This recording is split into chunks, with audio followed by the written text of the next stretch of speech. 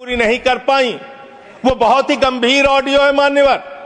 उसकी जांच में अगर सत्यता पाई जाती है तो उस चीफ मिनिस्टर के खिलाफ उसको गिरफ्तार करके उसकी कार्रवाई होनी चाहिए।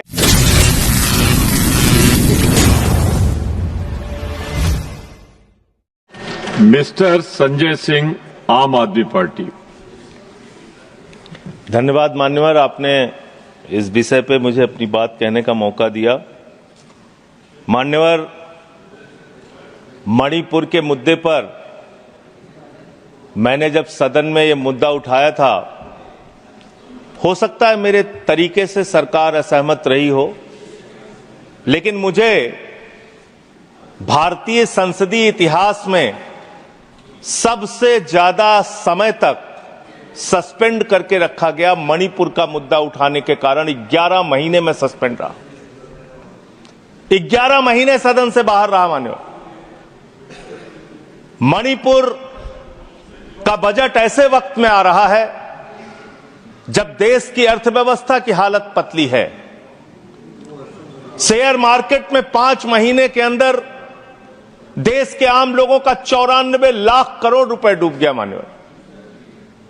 मणिपुर का बजट ऐसे समय में आ रहा है जब बेरोजगारी 50 वर्षों में सबसे ज्यादा बढ़ गई है।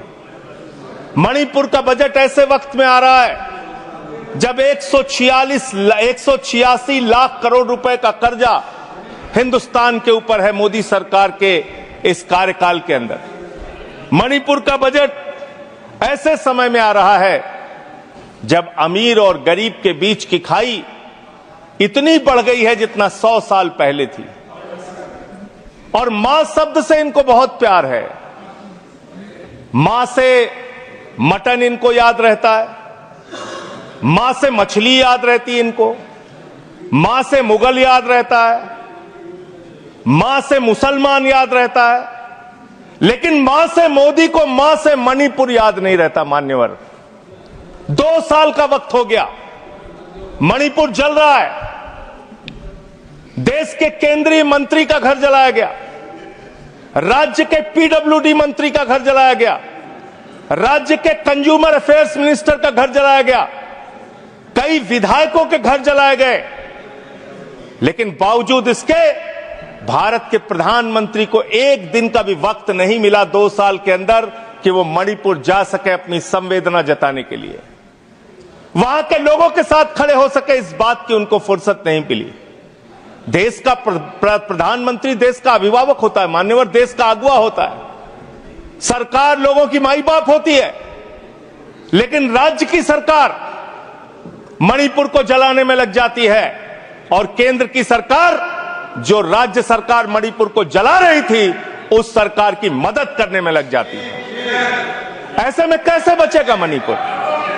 कैसे बचेगा मणिपुर? और ये बात मैं पूरी जिम्मेदारी से कह रहा हूं मान्यवर, ये देश राष्ट्रपिता महात्मा गांधी के आदर्शों पर चलेगा, ये देश गौतम बुद्ध के आदर्शों पर चलेगा, ये देश अहिंसा के आदर्शों पर चलेगा। लेकिन मुझे अफसोस है आज पूरे देश में हिंसा क्यों हो रही है, आज पूरे देश में दंगे फसाद की नौबत क्यों आती है, आज पूरे देश में नफरत क्यों फैलाई जाती है? उसकी वजह है कि आपको गांधी से प्यार नहीं है, आप गोडसे को पूजने वाले लोग हो। इसीलिए देश के अंदर माहौल खराब हो रहा है। और ये बात मैं इसलिए कह रहा हूं कि दुनिया के 80 मुल्कों में साबरमती के संत राष्ट्रपिता महात्मा गांधी की मूर्तियां लगी हुई है मान्यवर, दुनिया के 80 देशों में। लेकिन इसी संसद के प्रांगण में राष्ट्रपिता महात्मा गांधी की जो मूर्ति मुख्य स्थान पर लगी थी, उसको आपने कोने में कर दिया, क्योंकि आपको तो गोडसे की पूजा करनी है, आपको तो हिंसा फैलाना है देश में, आपको नफरत फैलाने का काम करना है। और जो ऑडियो की चर्चा टीएमसी की सांसद कर रही थी, शायद वो अपनी बात पूरी नहीं कर पाई। वो बहुत ही गंभीर ऑडियो है मान्यवर, उसकी जांच होनी चाहिए, और उसकी जांच में अगर सत्यता पाई जाती है तो उस चीफ मिनिस्टर के खिलाफ उसको गिरफ्तार करके उसकी कार्रवाई होनी चाहिए, क्योंकि वो बहुत ही गंभीर है। वायर नाम की एक न्यूज वेबसाइट है, उसने वो ऑडियो जारी किया जिसमें मुख्यमंत्री कह रहा है मेरे पास देश के गृह मंत्री अमित शाह का फोन आया। अमित शाह कहते हैं, बीरेन सिंह तुम बम मारता है, बीरेन सिंह तुम बम मारता है, चुपके से मारा करो। ये देश के गृह मंत्री और राज्य के मुख्यमंत्री के बीच की, देश के गृह मंत्री और राज्य के मुख्यमंत्री के बीच की चर्चा है। और ये ऑडियो सार्वजनिक होना चाहिए, इस ऑडियो की जांच होनी चाहिए, इस ऑडियो का पता लगना चाहिए कि वो जो मुख्यमंत्री बोल रहा था बीरेन सिंह, वो सच बोल रहा था या गलत बोल रहा था। पूरे देश को इसका पता लगना चाहिए। मान्यवर उस ऑडियो की जांच होनी चाहिए। मान्यवर, आप बजट की बात कर रहे हैं, मणिपुर के लिए आपने क्या किया? मान्यवर, राज्य सरकार को, केंद्र सरकार की जो राज्य सरकार को, मैं माननीय सदस्य, आपने जो कुछ भी कहा है उसे ऑथेंटिकेट करिएगा। ये ऑडियो सार्वजनिक है सर, ये ऑडियो सार्वजनिक है, इसको दिखा देंगे। सर, आपने ऐसा राज्य जो आज बदहाली में है, जहां पे लगभग 300 लोगों की जान जा चुकी है, 60,000 लोग बेघर हो चुके हैं, उस राज्य में जहां पे 5,000 घर जलाए गए लोगों को, उस राज्य में जहां पर 386 धार्मिक स्थान, जिसमें मंदिर है, चर्च है, मस्जिद है, तमाम धार्मिक स्थानों को जलाने का काम किया गया। आज उस राज्य को मदद देने की बात आती है, जब जो राज्य बाढ़ से प्रभावित रहा, जहां 18,000 लोग बाढ़ से प्रभावित हुए, 24,000 घर बाढ़ में बुरी तरीके से तहस नहस हो गए, 1.88 लाख लोग उस पूरे बाढ़ में उसकी चपेट में आए।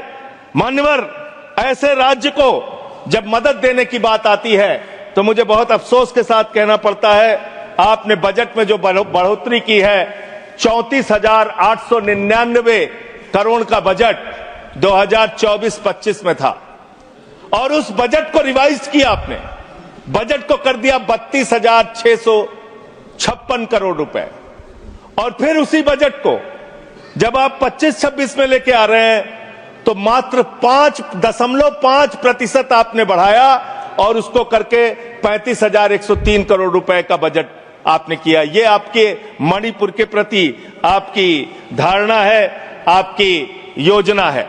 आपने सेंट्रल केंद्र सरकार के द्वारा जो स्कीम चलाई जाती है, उसमें आपने मणिपुर के साथ कितना भेदभाव किया है, उसकी एक तस्वीर आपके सामने रखूंगा। प्रधानमंत्री आवास योजना में 72% पैसा आपने कटौती किया, आयुष्मान भारत योजना में 78% पैसा आपने कटौती किया, ओबीसी स्कॉलरशिप में 58% पैसा आपने कटौती किया, राष्ट्रीय ग्राम स्वराज अभियान में 42% पैसा आपने कटौती किया, प्रधानमंत्री गरीब कल्याण अन्न योजना में 60% पैसा आपने कटौती किया, राष्ट्रीय कृषि विकास योजना में 20% पैसा आपने कटौती किया, बेटी बचाओ बेटी पढ़ाओ अभियान में उस राज्य के अंदर जहां पे महिलाओं के साथ रेप की घटनाएं हुई, बलात्कार की घटनाएं हुई, उस राज्य के अंदर जहां एक कारगिल योद्धा की पत्नी को निवस्त करके घुमाया गया, उस राज्य में बेटी बचाओ बेटी पढ़ाओ के नाम पे आपने 49% बजट में कटौती करने का काम किया। वहां पर आंगनबाड़ी सेंटर्स में 93% बजट में कटौती करने का काम किया। आपने शेल्टर जो वहां पे बनाने थे लोगों के लिए, उसमें 73% बजट में कटौती किया। शक्ति सदन सामर्थ्य योजना में 60% आपने बजट में कटौती किया। साक्षी निवास सामर्थ्य योजना में 81% बजट में कटौती किया। ये आपकी सेंट्रल स्कीम है जो आपने राज्य सरकार के साथ भेदभाव किया और वहां पे कटौती करने का काम किया। क्यों ऐसा कर रहे हो आप? आपने मणिपुर को 2 साल तक जलाया। आप देश भर में नफरत फैलाने का काम करते हैं। आपका ध्यान देश की अर्थव्यवस्था पे नहीं, देश की बेरोजगारी पे नहीं, किसानों पे नहीं, महंगाई पर नहीं। आप दिन रात औरंगजेब औरंगजेब औरंगजेब औरंगजेब। जनता कह रही है कट गई जेब, कट गई जेब, कट गई जेब। लोगों की जेब कट रही है, आप औरंगजेब औरंगजेब औरंगजेब चिल्ला रहे हैं। अरे हिंदुस्तान की चिंता करो, हिंदुस्तान की चिंता करो, राष्ट्रपिता महात्मा गांधी की चिंता करो। गोडसे के रास्ते पर मत चलो, गोडसे के रास्ते से यह देश आगे नहीं बढ़ेगा, गांधी के आदर्शों पर यह देश आगे बढ़ेगा। आपको तो गांधी की मूर्ति से भी परहेज है, आपने उसको भी हटाने का काम किया। मान्यवर, मैं आप लोगों, आपके माध्यम से इस सरकार से पूछना चाहता हूं कि जो मणिपुर में 60,000 लोग आज बेघर हुए हैं, क्या इस बजट में उनका घर बनाने की आपके पास कोई योजना नहीं होनी चाहिए? आज जो मणिपुर के अंदर लोगों के घर जलाए गए हैं, क्या उनका घर बनाने की योजना आपके पास नहीं होनी चाहिए? आपने बजट में कोई प्रावधान उनके लिए नहीं रखा, आपने कोई चिंता मणिपुर के लोगों के लिए नहीं की। दो समुदायों के बीच में अगर झगड़ा हो रहा था तो राज्य के मुख्यमंत्री को, देश के प्रधानमंत्री को उनके बीच सामंजस्य पैदा हो, उनके बीच एकता भाईचारा पैदा हो, इसलिए उस राज्य में शांति की स्थापना के लिए काम करना था, लेकिन आपने वो काम नहीं किया। 2 साल तक सारा विपक्ष चिल्लाता रहा मणिपुर के मुख्यमंत्री को हटाओ, मणिपुर के मुख्यमंत्री को हटाओ, लेकिन आपने मणिपुर के मुख्यमंत्री को नहीं हटाया। आप राष्ट्रपति शासन तब लगा रहे हैं जब वो ऑडियो बाहर आता है, जब उस ऑडियो का संज्ञान लिया जाता है, जब ये चर्चा होने लगती है कि अगर इस ऑडियो की असलियत खुल गई तो न सिर्फ राज्य सरकार के मुख्यमंत्री की बल्कि केंद्र के बड़े बड़े नेताओं की भी कलई देश के सामने खुल जाएगी। इसलिए मान्यवर, मैं आपके माध्यम से इतना ही इस सरकार से कहना चाहता हूं कि आप कृपा करके इस देश का माहौल खराब करने की कोशिश मत कीजिए, मणिपुर की चिंता कीजिए, मणिपुर में कैसे लोकतंत्र की बहाली हो इस बात की चिंता कीजिए। आपने राष्ट्रपति शासन लगा दिया, यह बहुत दुर्भाग्यपूर्ण है मान्यवर कि मणिपुर का बजट पार्लियामेंट में चर्चा हो रही है, मणिपुर का बजट मणिपुर की विधानसभा में चर्चा होती, मणिपुर के बजट के बारे में योजनाएं मणिपुर की विधानसभा में चर्चा की जाती, लेकिन यह दुर्भाग्यपूर्ण है कि मणिपुर का बजट देश की संसद में हम सब लोगों को चर्चा करनी पड़ रही है। वहां लोकतंत्र की स्थापना के लिए पहल कीजिए, वहां शांति की बहाली के लिए पहल कीजिए, क्योंकि लोकतंत्र अगर खत्म होता है, लोकतंत्र का अगर गला घोटा जाता है मान्यवर, तो तानाशाही आती है, और तानाशाही किसी भी दृष्टि से किसी भी देश के लिए अच्छी नहीं है।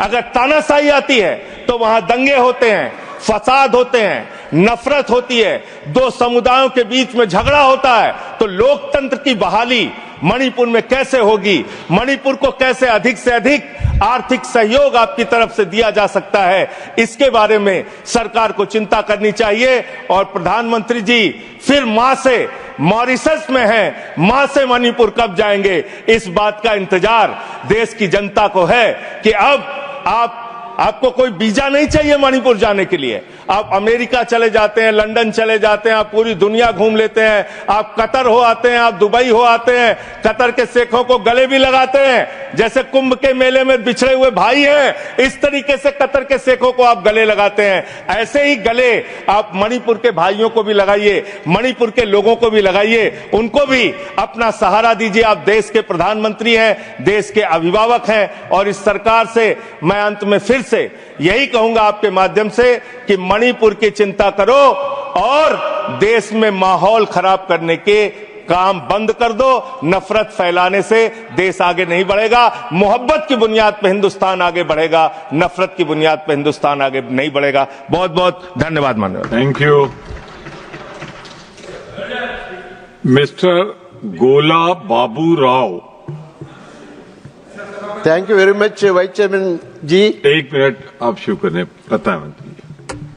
सर पास करो सर, टाइम आदरणीय संसद महोदय, बात करते हुए sir kindly give me some government of India का प्रोसीडिंग के संबंधित गृह मंत्री के ऊपर बेबुनियाद आरोप किया है। मैं आपसे प्रार्थना करता हूं, नाम लिया है, गृह मंत्री के ऊपर आरोप किया है। मैं आपसे अनुरोध करता हूं अगर ये आधार उनके पास है तो जरूर सभा के सामने रख सकते हैं, नहीं तो उनको माफी मांगना चाहिए, रिकॉर्ड से निकालना चाहिए। मैं माफी मांगने के लिए डिमांड कर रहा हूं। ये बिल्कुल बेबुनियाद है, ऐसे गलत बात करना, ये संसद के सामने लोगों को गुमराह करने के लिए प्रयास करना बिल्कुल गलत है। मैं आपसे अनुरोध करता हूं, वो रिकॉर्ड जो भी है सभा के सामने रखो, नहीं तो सारी इस देश के जनता के सामने माफी मांगने का डिमांड करता हूं। मान्यवर, मैंने जो बात कही है, मैंने कहा है एक न्यूज वेबसाइट पे एक ऑडियो पड़ी है मुख्यमंत्री की, वो सार्वजनिक है, पब्लिक डोमेन में है, और उसमें कही गई जो वार्ता है उसका जिक्र मैंने किया मान्यवर, और मैंने उसके जांच की मांग की है। वो ऑडियो सही है कि गलत है उसकी जांच कराई जाए मान्यवर, और अगर वो ऑडियो सही है तो ये बहुत गंभीर है, उस पर कार्रवाई होनी चाहिए। मैंने सीधे आरोप किसी के ऊपर नहीं लगाया। अब बैठ जाए। अच्छा नहीं लगता, अच्छा नहीं लगता। सर मैं आग्रह करूंगा, माननीय मंत्री जी अपना स्थान ग्रहण करें। माननीय मंत्री जी स्थान ग्रहण करें।